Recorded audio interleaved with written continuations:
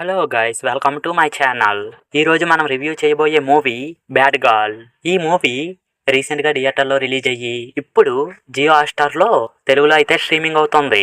ముందుగా మూవీ యొక్క story line విషయానికి వస్తే, ఇది రమ్య అనే అమ్మాయి కమింగ్ ఆఫ్ ఏజ్ డ్రామా.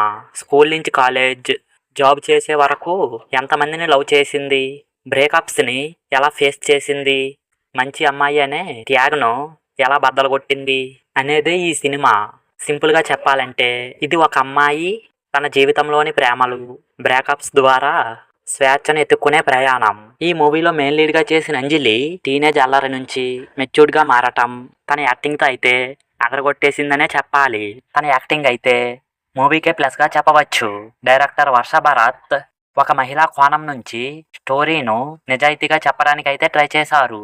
మూవీలో బ్యాక్గ్రౌండ్ స్కోర్ అయితే బాగుంది. మూవీలోని ఈ అమ్మాయి కొంతమందిని లవ్ చేయటం, సపరేట్ అవ్వటం అనే పాయింట్ తప్ప దాని వెనక బలమైన స్టోరీ డెవలప్మెంట్, కనెక్ట్ అయ్యే డైలాగ్స్ లేవనిపించింది.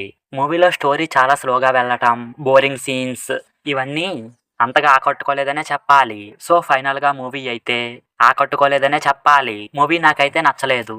ఈ మూవీ అయితే ఫ్యామిలీతో అయితే చూడవద్దు. మీకు ఈ రివ్యూ ఎలా అనిపించిందో కింద కామెంట్స్లో మాతో అయితే తప్పకుండా షేర్ చేసుకోండి. మరో వీడియోతో మళ్ళీ కలుద్దాం. Thank you. జై హింద్.